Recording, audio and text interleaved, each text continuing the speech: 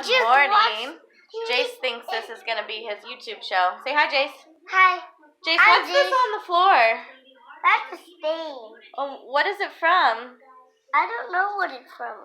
I think it's from Ningxia. He makes popsicles with it, and he's supposed to eat it in the kitchen, and it looks like some got in here. I wonder how that happened. Well, let's see if we can get this stain up. Let's see. I have my handy-dandy Thieves cleaner. I'm just going to soak it. All right. I'm doing Thieves cleaner. Let's let Jace do it, because it's non-toxic, so he can help, too. Just soak that puppy, and get that one, too. Just soak that good. That's dried in. That's been there for a day. That didn't happen today. Now let's see if it will come out. This will be the true test. I'm going to really get it in there. No. All right, back up a little. Yeah. Let's see. How long should we let it soak? So we also found something else over here while we were vacuuming. What's this over here, Jace?